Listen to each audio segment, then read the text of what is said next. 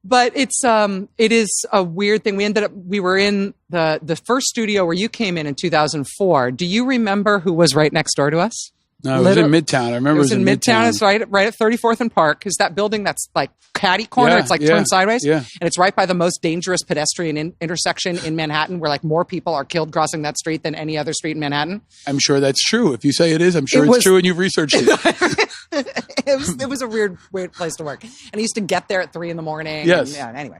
But in our cruddy little studios, we were down this hall and you had to like snake around and go through the control room and everything. But then right next to us in our little grotty hole, there was the immediate next door studio. If the door was closed, you'd see a little pink shag coming out at the bottom under the door. Like a little it looked like a jail for Muppets or something. Like, what's that little bit? You open the door. It was the Wendy Williams dressing room. The Wendy Williams. Really? It was completely covered, ceiling and walls and floor, with like 4-inch long pink shag.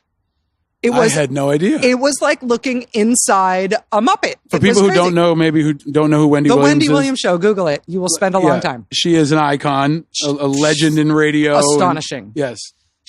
And I was like kind of obsessed with Wendy Williams anyway. Yeah. Like she was like my only pop culture reference. Yeah. And so when I showed up day one at Air America, I was like, we get to work next to her pink shag dressing room. That itself was pretty freaking moving to me. But then we ended up moving to Chelsea. Right. And then we ended up getting shut down after a series of scam artists. Did you ever have Wendy Williams on your show, or did you ever go on the Wendy Williams show? I have been on the Wendy Williams show. Wow. And I tell her the story. I was like, me and Chuck D and Liz Winstead, we had a radio show next to you. She was like, uh-huh. Like lots of people had radio shows next to me. What's the weirdest show you've ever been on?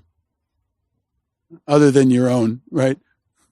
I did a interview with a guy from Air America, a producer from Air America, who went on to do a food and cooking show called The Sporkful. Oh. Where I did a really long, detailed interview about how to reverse engineer the pina colada so that it's not gross. Wow. Yeah. Okay. All right. Well, that is kind of gross. But no, not if you... Anyway. You reverse engineer a pina colada. Okay, so a pina colada, the way we understand it and the way it's been like introduced as a drink that is replicated in bars everywhere, is it has gross ingredients. It has ingredients that like you wouldn't feed knowingly to a member of your family. Like citrus and milk is not something you generally put together? Just like it's a chemical slurry. So do you mind breaking down a pina colada for us? Well, I would refer you to my Sporkful interview. Yes. But it's cream of coconuts, pineapple juice, it's a few different kinds of rum. It's a delicious drink, but the original has coconut cream, which is not a thing found in nature. So you can create a pina colada that does not involve the synthetic chemical coconut cream that has the pleasures of a pina colada. But you have to work at it.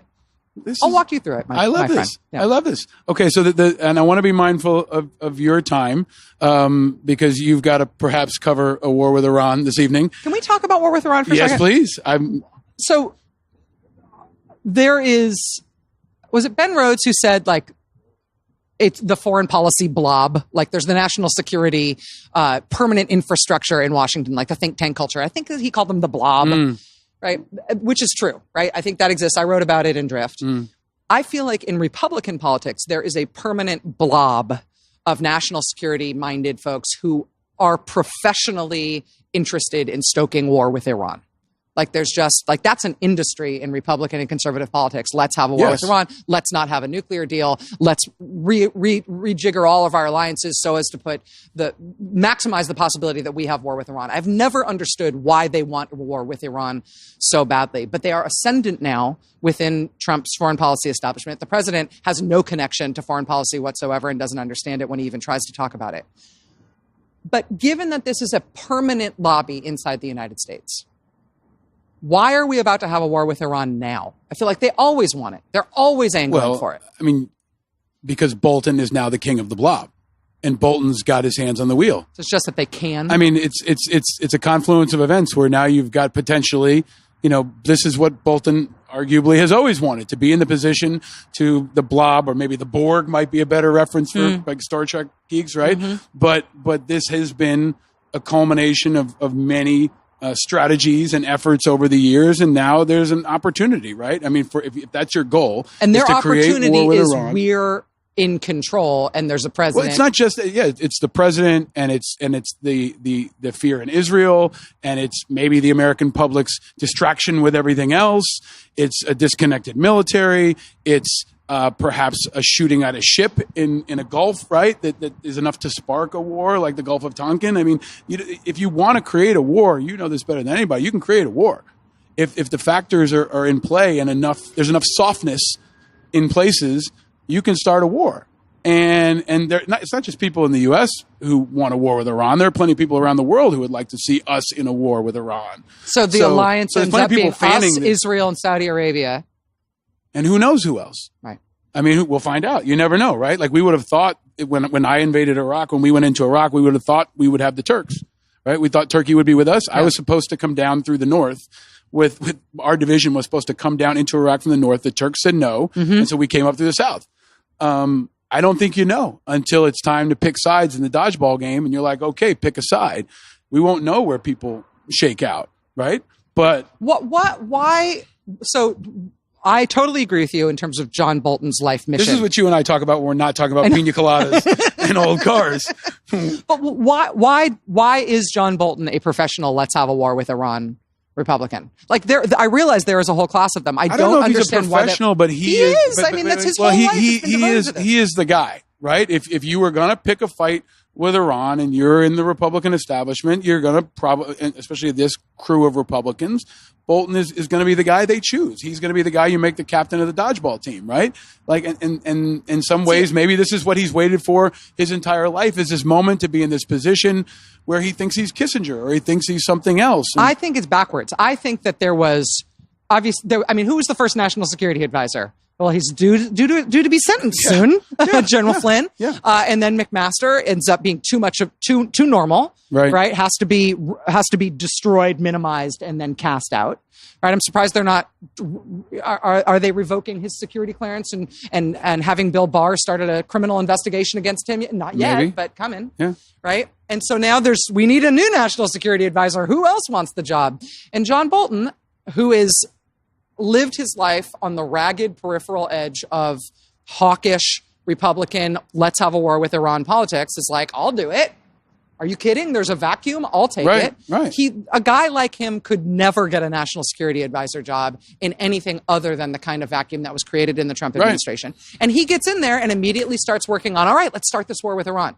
But why does he want it? Why is that his life's work? To me, on some levels, the intention is wasted effort. I mean, I don't know. It could be anything from profit to insanity. I don't know what his intentions are, but I do know that it's a reality. Yeah. Right. And he said it's a priority for him. He said it's something that that it's well established that that's the path he wants to take. So on some levels, Rachel, like, I don't care about the why. Yeah. I want to figure out how to stop the what. Yeah. Right. And I think that's probably where most of America will be right now. And that's going to be, this is going to be maybe people keep talking about a constitutional crisis. Right. And I think that term has kind of gotten thrown around, and you have much better mastery of it than I do. I think a potential war with Iran is a constitutional crisis. If we have no congressional oversight, if you have a guy like Bolton who can almost single-handedly create a war, right? A ground war with a foreign enemy. Yeah. Is that not a constitutional crisis? I mean, you used to have Congress declare war. Right. And then I wrote a book about it. Then you end up with the president declaring war. And now you've got a non-Senate confirmed random presidential advisor starting a war. I mean, he's announcing the deployment of a carrier strike group to the Middle East. Right. He's convening meetings at the CIA to review what they tell us is the intelligence that shows this incredible new threat from Iran. He's now announcing, the next steps in terms of Iran war planning. I mean, he's the one who asked the Pentagon for a 120,000 strong invasion plan. He does. Yeah. The president does not seem to know this is happening. It's not like I would trust things would be going better if the president. No, the president wants briefings on his 4th of July celebration. Yes. Right. But that's the opportunity. I mean, politics throughout history has been, riddled with opportunists and people who pull on the power when they can. And there's an opening here. I mean, and that's what that's what scares me the most about Trump on some levels. And maybe this is a pivot. You and I could do a daily podcast on Iran. We talked about this right at the beginning of Trump getting in there. We talked about the danger of the vacuum on national security. And not only the vacuum, but I think there's an issue that not enough people talk about, and you are the right person to talk about, because I think you are one of the most intelligent people in the arena in America. Some of these guys are dumb. Many of these guys are dumb or incompetent or ineffective. There is an inability to do things effectively, to spell check press releases, okay? To make sure you've got the right in country. They're like red the socks. surgeon who cuts off the wrong leg is entirely possible here. Like they might accidentally invade the wrong country. I mean, there is a level of competence an incompetence that Trump has brought into this administration that transcends partisanship, in my view, right? That because of his leadership, because of this atmosphere, especially, really good, competent people don't want to work in government right now. Right. And that's a real problem for bureaucracies like the Department of Defense or the VA, right? When you can't get effective people who are competent and smart. So what the hell happens when we go to war with Iran? With the lowest common denominators in politics, right? I mean, like, a guy like Gorka could be running a war, right? Wow. This is not the firepower of the Obama administration. This is not Kennedy's, leaders coming in. I mean, think about Senior Bush, right? Smart I mean, people can make bad decisions, clearly, and that happens a lot around war. But they can handle the stakes. But they can. This is amateur hour on the highest stage in the world. Well, I mean, listen, Middle East peace is in Jared's hands, so we're good there. Right. I mean, let's give credit where credit's due. Yeah. He did inherit his father's real estate empire. So maybe my question is, number one, are you worried about this lack of competence, right? Effectiveness. And, more broadly, there's almost no national security discussion in the media right now. 10 years ago, you'd have me on, you'd have retired generals on, we'd be talking about war and conflict. Now you have all retired lawyers because everybody wants to talk about Mueller all the time. Yeah. So, I think what about this gap, right? Is this the wag the dog reference is overused, okay? But when everybody's worried about whatever crazy shit Trump did this morning, it's really easy to start a war when nobody's looking. The question is whether or not any of the institutions that are supposed to handle matters like this kick in, right? So, take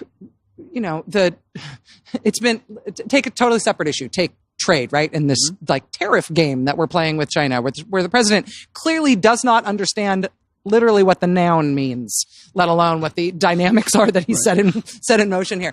And then there's, Arkansas Senator Tom Cotton, who is a free trade Republican hardliner who's like, farmers got to make sacrifices, I guess, because the president's doing this thing, and all hail the great leader. Like our troops are making sacrifices. He took it one step further. He said farmers need to be like our troops. Our troops are making sacrifices, and if farmers support tariffs, then therefore you are like the troops. Oh yeah, it's not right, because Tom Cotton is fighting for the legacy of Lindsey Graham right now, right? Like he's trying to find a way to be the least ethical maybe person in the Senate right now, like the most spineless, it seems like. Right? Lindsey Graham had set a pretty low bar. And it's like Tom Cotton's like, well, that's not low enough. I got to go lower. Let's compare this tariff stupidity to people dying in war. Right. Like, you guys are, you farm Arkansas, like literally his name is Cotton. He represents Arkansas. You Arkansas farmers have to sacrifice, but be glad for it, because at least you're not soldiers dying in war. But he is smart. Like Cotton is smart. He is effective, smart. Right? If you're party agnostic, you probably want Cotton on your team. Like he's going to hit a lot of people on the dodgeball court. He's effective, right? And so that's happening too, where people can manipulate this situation to make arguments that might not otherwise be viable because the bar is so low. He's an effective, as you say, effective Republican senator, super aggressive. Yeah. Makes good talking point slams on other people and turns things around. But look at what just happened to him on something like trade. Okay. And in a guy who has to run for re-election in Arkansas, right? Now imagine what kind of profile and courage he's going to be on randomly starting a war with Iran in order to cross an item off John Bolton's bucket list. If that's the reason we're going to send 120,000 Americans to go fight in Iran, the Congress is supposed to be making a decision about when wars start and frankly when they end as well. What are we expecting from Republicans in particular in this Congress in terms of whether or not they will do anything close to the right thing on this? All the Democrats will be against it, right? Yeah. You're good at positing the question in a very Socratic method, but what do you think? What will happen? Can we count on our institutions? And are we in a constitutional crisis when this can happen? I think a constitutional crisis is a specific thing. It's when the country approaches an existential or potentially critical problem where the Constitution is silent and it doesn't give us a way to address it, or when the strictures of the Constitution are being ignored by people who have the power to act otherwise. So if you have a president who is directed by court order or even by Supreme Court ruling to do something and the president says, nope, that's a constitutional crisis, because there's no other entity that you can go to between the Supreme Court and the Constitution and the president to get him to defy a lawful order, unless you bring in the third branch of government, impeachment. And if impeachment is somehow disabled as a remedy in that situation, well, then the Constitution isn't working the way it's supposed to do to solve that problem. Now, people having a big policy fight, there being bad decisions made, terrible people being put in positions of great responsibility, those are bad things. They aren't constitutional crises because we have remedies for them. So the place that I worry about is when we get to places where our constitutional remedies no longer apply or just aren't available to us. And that's far off. That's hard. Like all this stuff about the president defying subpoenas, a lot of people are calling that a constitutional crisis. That's not. That's a constitutional confrontation. That's him saying, don't want to. But now the judiciary is involved deciding whether or not those subpoenas are going to be enforced. Like, Mazars is going to have to hand over those financial documents, and Deutsche Bank is going to hand over the president's taxes. And there is a court that's going to tell the IRS and the Treasury Department, you must obey this black letter statute and hand over the president's tax returns. Now, if the president, upon hearing that ruling, says, no, we're not, and I've ordered the 101st Airborne to stand on the lawn to prevent anybody from coming here to collect those documents, yes, then you're in a constitutional crisis. But at this point, while the constitutionally available remedies are still working, we're just fighting it out. And hopefully we're good at that fight. So what we've really got is leadership that ignores either the role of the Constitution or their responsibility to abide by it. When we talk about the status of forces agreement, when we talk about how we wage war in a modern time, right, where there is no check and balance, right, there is no social backstop, there's no draft, there's no authorization of war. I mean, this is the Wild West, which didn't concern people that much when you had a responsible president. But now you've got a loose cannon, backed up by a gang of loose cannons, or even worse, backed up by people who have an ulterior motive, and that's all blown apart, right? I mean, we're not having a discussion about the wars we're already in, right? And it doesn't look like we're going to have a discussion on the war we're going into. So I guess what I'm getting at, Rachel, I know you care about this, is this almost not worse than everything else, right? Like there's so much going on in the country right now, and there's so much that I think is very disconcerting and terrifying and troublesome. But isn't war a whole nother level? That we're kind of missing in the media on some level too? Let me tell you the single piece of it that actually worries me the most, which is going to sound counterintuitive to you. The president, not that long ago, had a conversation that animated him, or was advised by who knows who, or read something on Twitter, or saw something on Fox and Friends. The president had an idea. And his idea was, I want all U.S. troops out of Syria within 3 weeks. And the president proclaimed, all U.S. troops will be out of Syria within 3 weeks. Now, where did the president get that idea? Why did he think that was a good idea? Did he understand what the knock-on effects of that would be? Was he advised by a foreign power to do that and manipulate it into it? Lots of reasons to question the wisdom of that order. The president gave that order. U.S. troops did not leave Syria in 3 weeks or at all. That actually is the part of it that is most worrying to me. Even with a president who I believe is open to all sorts of manipulation and making decisions for all sorts of really bad and potentially criminal reasons. If the president is going to give an order, and the way the U.S. government responds and the way the military responds is to pretend that order doesn't exist, we are in a place that is beyond the constitutional instructions that we got from the founders about how to run the military. Right. And how to use American military force in the world. And we have the biggest freaking military in the world. And it's not being run by the civilian chain of command. And that worries me in an institutional way and as an American more than it worries me that we have really bad civilian leaders. Because that's a process that's not supposed to break. And it puts an unfair responsibility or trust in our military, Where right now, I would argue the civilian population is way too trusting of our military. We'll just, the generals will say no, or the generals will fix it, or they're the adults in the room, right? Yeah. And that's good. Right. Wait a second. Right. If you have bad civilian leadership, you can fix that. Right. In extreme circumstances, you can impeach and remove it. And in normal circumstances, you can vote it out of office. But if what is left behind in the wake of bad leadership is a military that knows any order it doesn't really want to follow, it doesn't have to, then we're Egypt. Yes. Right? I mean, that's how a do you whole snap new that level back? of scary. And you've got liberals and conservatives and Republicans and Democrats and independents and military families and non-military families who are super psyched that the military is disobeying Donald Trump on withdrawing from Syria or from any other order that he's giving because he seems like a nut. But if there's a political consensus that it's good that the military is on autopilot and isn't controlled by our bad civilian leadership anymore, try explaining that. Go back in time and explain that to Thomas Jefferson. Yeah. I mean, that's fundamentally un-American. And that is... I don't know how to fix that, and particularly because there will be no political will to fix it from anyone. Right. Okay. Sorry. No, I wanted to get into this because you and I have been talking about these issues off camera for 15 years, right? And you have been very thoughtful and smart in connecting with people in the military community and in the diplomatic community. And you have, I'm sure, a million conversations that you can't ever share that help inform the way you learn about these issues. But I think you've always had your finger on the pulse of it in a very important and profound way. And you always kind of bring it back to remind the country, hey, this is a whole nother level, right? This is America's sons and daughters. This is our nukes, right? This is not just, troops on the border. This is your finger on the button. Yeah. Right? This is the power that end the world. Yeah.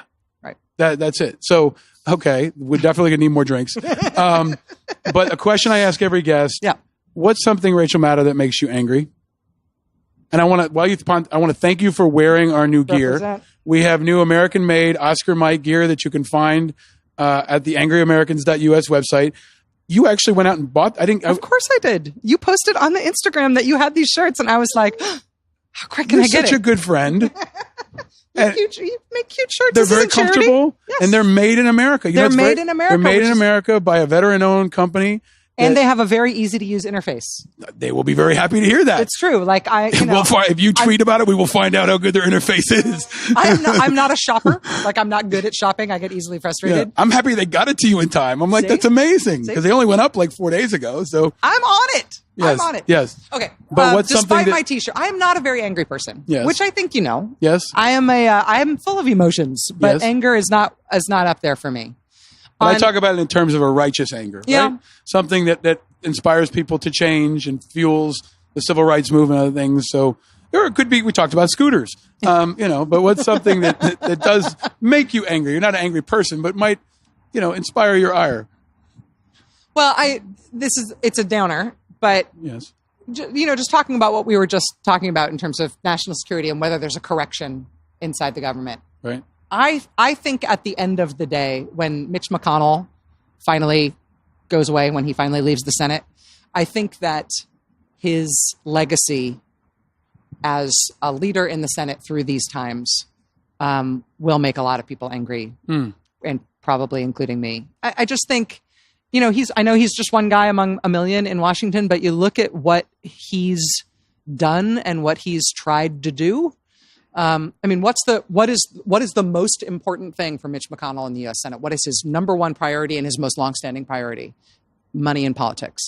He has been the guy who stopped every reform effort on trying to democratize the influence of money in politics. He has been the wall. And so, to the extent that there's a procedural root of all evil in modern American politics, and how calcified it is, and how non-responsive it is, and how corrupting it can be, the money in politics problem, the guy who did it, the guy who committed that murder is Mitch McConnell. That's been his number one priority. What are his greatest accomplishments as leader in the Senate? I would say it's two things, and I think that he would agree with this. One was making the Supreme Court into something it has never been before, right, which is a partisan prize that is awarded by a partisan Senate to a president of their own party and otherwise withheld. I mean, by the time the 2016 election, Republican senators, including like Republican senators who we think of as normal, were saying, if Hillary Clinton is elected, I'll make sure that Scalia's seat is held open and not filled for the 4 freaking years that she's president. Because Democrats aren't allowed to put nominees on the Supreme Court anymore. Right. That's what Mitch McConnell did. His other greatest legacy as leader in the Senate, with the power that he's got, is by blocking the response to the Russian attack on the election in 2016. So the intelligence community and the national security apparatus during the attack comes to brief the Gang of Eight, and they say, we want to make a public statement to let people know what's going on here. We want to warn people about this unprecedented thing that's happening, at this hostile foreign power attacking our election. We've never had to deal with this before.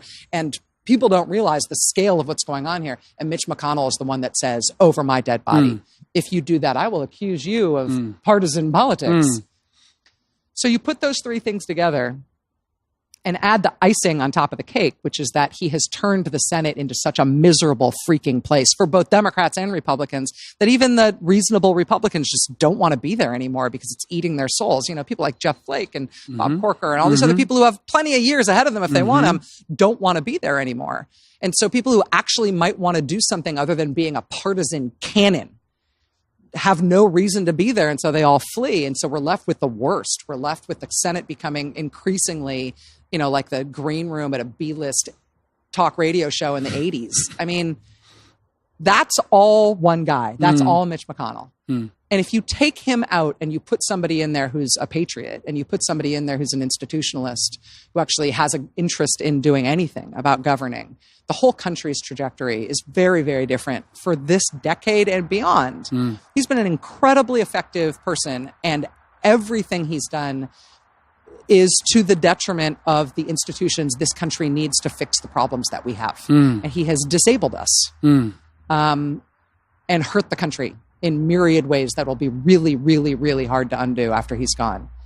And that legacy and the fact that he's only ever been rewarded for it and never, ever paid any sort of price makes me angry. That's a good one. Also, I don't like people who ride those motorized skateboards on the bike path. When you came here, you said one was going 45 miles an hour. This guy, no helmet, on the phone, on his motorized skateboard, like weaving in and out of the people who are trying to get to freaking work. You guys, you're like a freaking human torpedo. Disarm. See, everybody's angry about something. This unites us. So Mitch McConnell might be divisive. Electric scooters were small numbers of people had a problem with my monologue. Not too many. But the skateboards is another mutation of a mutation that is the scooters. So skateboards are a whole nother level. I'm fine with it as long as they don't interact with people who are not on electrified devices. Right. Okay. I want to go back to a really important question. You talked about Mitch McConnell. You talked about the lack of patriotism. Would you ever run for office? For elected office? Yes. No. Would you ever serve in an administration if called upon? If a president that you respected or admired said, Rachel Maddow, I think you can serve our country well in government, would you ever go inside? I would not say a categorical no to that because I've never really thought about it. I can't imagine that ever happening, but I wouldn't say categorically no. I would never run for office. I would never vote for me. So a lot of people would, and you could run if Kamala Harris maybe out of the Senate in California. Elizabeth Warren from Massachusetts. You could run in California. You could run in Massachusetts. No. You're making that face. No, but if you ran tomorrow, you would be probably polling at least in the top 3. If I ran, Joe Scarborough apparently is thinking about running. It's not like there aren't other people at MSNBC, and I don't say that to dismiss you at all because I say it seriously because people increasingly have made the jump from media to politics. If I ran today. Yes, because you are If I ran today for president of the Rachel Maddow Show, where the Rachel Maddow Show, everybody who works on or near the Rachel Maddow Show gets to vote, I would not win to be president of the Rachel Maddow Show. But the Rachel Maddow Show is not a primary state. So that's Would you ever run? You would run. I don't You'd think be good at it. I don't think so. I mean, I don't like the job. Like I know the job. You know the job, right? Yeah. Like I don't want to raise money. I want to be able to think and make an impact. And I don't want to put my family through that, Yeah. I mean, I've had this discussion with other guests. It's a shitty job. Would I say never? I don't know. Maybe when I'm an old guy, you'd be so good serving in the Senate. The policy making part of it, you'd be so good at, though. The good part is I know how it works now, and I know how to get things done, which kind of, the thing that kind of pulls me toward it on any level is seeing how many people are bad at it, right? And actually the mechanics of getting things done, because a lot of it's not about strategy or policy, it's about execution. Right. And there's the old saying in the military that amateurs focus on strategy and professionals focus on execution or logistics. Right. And I think there's a part of that that's missing right now. And when I see, like, Lawrence breaks it down sometimes, the tactical and technical capacity of making government work and making policy happen is very important. So I have experience there, but I made a choice, and I think the media is the place for me at this point in time, and for maybe my generation, for our generation. Yeah. Right. That's where I think I can make an impact. And maybe more of an impact. And you know what you should be mad about? Freaking Mitch McConnell. Because if the money in politics thing had been sorted so that it was not the full-time job of everybody running for office to collect money from rich people and corporations, then you might think that job was not a crappy job, and you might run, and the country would be better for it. Well, I think that's the bigger issue. Is like I wish there was a place where people could leave the farm for a couple of years. Normal people could serve in government, and then go back to the farm or teaching or whatever it is that you do. I think that is one of the most important, crises of leadership happening in this country right now, is that good people, patriotic people don't want to serve in government. And I would love to be a part of creating more avenues, especially as someone who is an independent. I'm not a Democrat. Right. But you and I have talked about this at length. I don't think there are enough vehicles for people who are independents. Right. So I'd rather find ways to support people who are. And hopefully this show and other things I do can do that. But yeah, we're giving a fist pound. I have a last question for you. Okay. Is what's something that makes you happy? And also keeping in mind, a lot of folks listening to the show maybe having a rough day, a rough week, a rough year, and they look to this show and my guests for inspiration, life inspiration. You come a long way in your life, and you told me not to give you any pep talks in this interview, and this is not a pep talk. This is just an appeal. Like, what are some things that make you happy? I'm blessed. I mean, I have a great life. I'm super lucky in all the most important ways.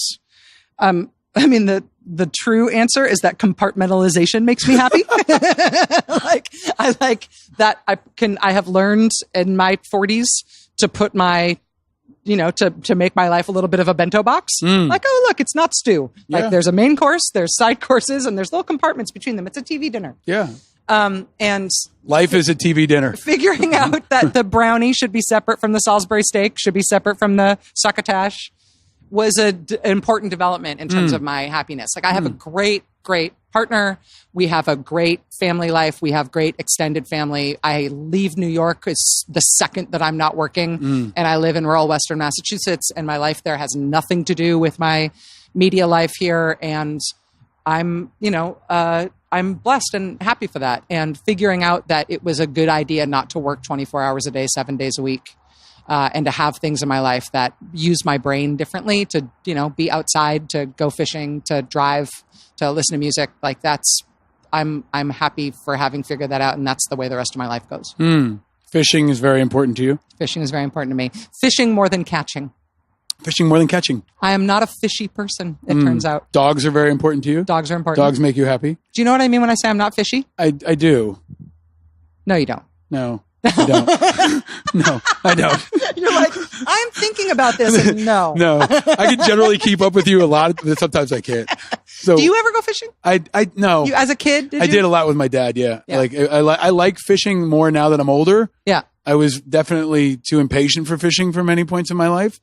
But there was a time when I was like in my early teens where I would try to find a lake and fish. And now that I have, kids, I think I have a new reflection on that process. Walking distance from your apartment this week, people are catching 36-inch long striped bass. I believe the bass are that the big. the spring run of bass is right now. And the stripers are it's running right by your apartment. Wow. Okay. So that can be exclusive footage for afterward is me. There you go. Terribly trying to catch fish. Get yourself a fishing rod, go down there with a fresh bunker and a Ziploc bag, and meet a dude to tell you how to put the hook on and do the whole thing. And you will meet dudes down there, and you will be surprised. The fish that come out of there are the size of freaking fifth graders. The return of the Hudson River is pretty amazing. I grew up on the Hudson River, near the Hudson River. Yeah. and up at the business end of the Hudson River. Yeah. But it's been fun to see that come around. And I have to end with gifts for you, as I do with each show. I have gifts. And now this is a hard thing to do with you. So I'll start with the easy ones, which is I was going to give you some new Angry Americans gear by Oscar Mike. It's a matching t-shirt, so I can get this one dirty. I got different sizes. One for you, one for Susan or whoever. We got two designs there for you. Thank you very much. You're welcome. Now wait, this isn't a little SS lightning bolt, is it? No, it's not. The angle. No, I never one thought of the about S's. that. No, it's not. Definitely not. You That's have to not be what it careful is. there, big guy, big bald Where's your guy? microphone? Right yeah, here. there you go. Okay. Yes, I know. Yes. No. A little careful with that. Yes, good one. Thank you. Sure. Here to help and you then with we've got your the angry one. accidental But then we've also neo-Nazi imagery. we've also been sharing with guests this season Peeps. And so we have a bag of Peeps, and we have 3 colors. So the question is, first of all, I hope you enjoy them because I'm keeping Peeps single-handedly in business after the season. But which color would you choose, Rachel? Blue, pink, or yellow? I'm old school. You got to use the mic. I'm old school. Yellow Peeps. Why yellow? Just because this is the color that Peeps are supposed to be. That's the same one that Sarah Jessica Parker chose. Really? She did. Yes, she was she called it the OG of Peeps. That's exactly right. Can I tell you the reason? Like the way that I know it's Easter, the way that I know that spring is here is that Susan and I will go to the grocery store together, and then she will peel off, and she won't say anything. She'll just be gone. I'll be like looking for, and I look for in all the normal aisles, like pasta aisle, grocery, like produce aisle, like dairy aisle. Where is Susan? And I'll find her in the part of the grocery store where they have the seasonal confections, and she'll be smelling the Peeps. There's the sugar cloud of Peep smell coming. It's like it draws her in like a butterfly to freaking milkweed. Like you can't keep her away from it. Do you know how to make any drinks with Peeps? No. There are drinks with Peeps. There are not. Those are not drinks. Okay. That's another thing. Okay. Okay. What's the difference between a drink and a cocktail? A cocktail has bitters in it and straight spirits. So it's bitters. I'll get this wrong, but it's supposed to have bitter, sugar, sweet, and water, actually. Wow. There's got to either have an ice or a water component to it. That's what makes a cocktail. I might have gotten that wrong, but I think that's how it goes. Whereas a drink can be with your peep in it or whatever. Okay. See, I knew you'd educate me on everything. That's the amazingness of Rachel Maddow. Okay. Now, I've also been choosing a liquor. Whoa. Now, listen, here's the deal. I'm handing Rachel a standard New York City bag with a liquor bottle in it. Now, it's like a Magnum. Every week I go to the liquor store and try to find an American whiskey that speaks to the guest. Now, you have the highest standards and proficiency in alcohol of anyone I know. So I just had to get something that was the most outrageously American I could find.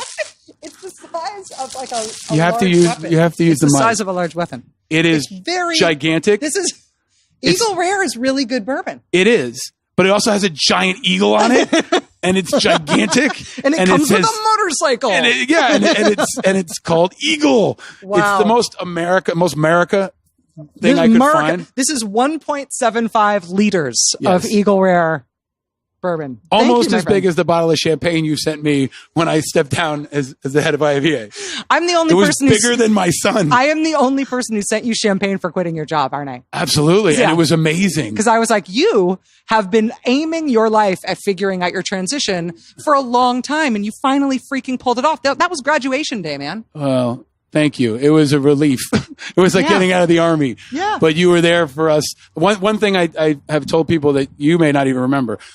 Your generosity knows no bounds. In 2008, when we passed the GI Bill, which has now sent over 1.5 million people to college, and we had a very hardworking nonprofit staff. You very generously rented out an entire place, a cheesesteak place, and an open bar for the entire staff and everybody who did it. Yeah. And that was wonderful because we had been busting our ass. How many times do people that you know pass a new GI Bill? Like, you guys did something for the country that everybody like kind of appreciated, but like nobody was going to thank you for. I was like, I need to buy the meat. And we were very hungry and it was amazing. It was like, see, you even like, that's such a higher level thing that Trump would do. Like Trump would do the stupid fast food thing for the Baylor women's basketball team, which is so tone deaf. You nailed it, though, because it was also top shelf liquor, and my team took good advantage of it. But you were incredibly generous, and you continue to be incredibly generous. So I hope you enjoy the Super America I love you, man. Thank whiskey. you. That is the most American thing I've ever seen in my life. And I just want to thank you for joining me on Angry Americans, for being a very dear friend and a supporter of so many people in this country that you never take credit for. And I really created this show in part so I could have conversations with people that I admire and my friends.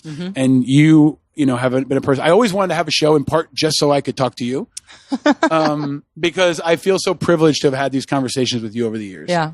And to have seen your impact on this country. And you're very humble. You don't get, I think, appropriate credit for how personally committed you are to this country and to the people in it. And I'm just incredibly grateful for all that you do for this country and for me and for my kids and for my grandkids. Your forthcoming grandkids. Yeah. I mean, I might retire soon and have some grandkids. I don't know. Ryder is precocious, but come on. He is.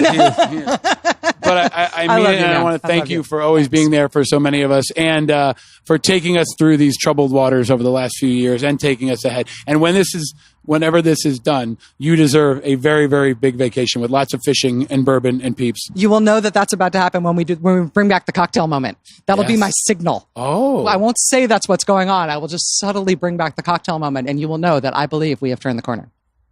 America looks forward to that day. Thank you, Rachel Maddow. Thanks. We love you very much. Thanks, Paul. That's it from the Classic Car Club Manhattan with the intrepid, indomitable, incredible, ferocious, off to go fishing, Rachel Maddow. Thanks, everybody.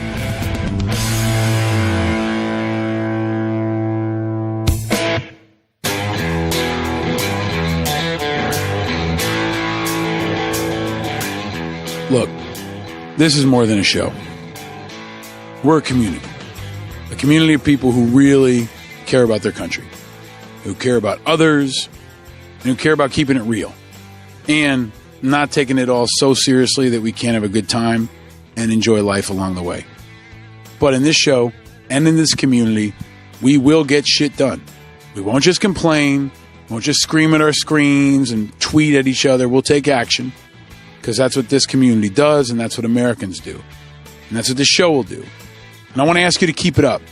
You've put a lot of pressure on the 9/11 first responders bill. In the last episode, you rallied behind Every Mother Counts and took action for Mother's Day. This community is really galvanizing and getting behind issues that matter and packing a punch. And I'm going to continue to give you a recommended action each week. This week, my recommended action is pretty simple. Read about Iran. Read about it. Google it. Learn a bit more about its people, its history, its language, its culture. Educate yourself about the place you hear mentioned all the time, but you've probably never visited in person, and you probably don't know enough about. Get to know the place we might one day send our nation's sons and daughters to die. Do it now before there's a war. If you've got the time, learn more about the other countries we're already at war with too.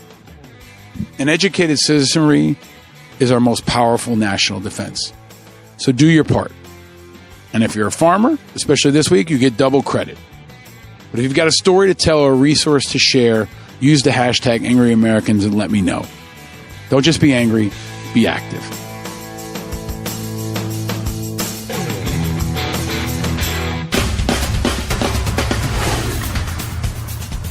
Now, like America, this show continues to be a great experiment and a work in progress. So thank you for sharing your thoughts on what you think about it.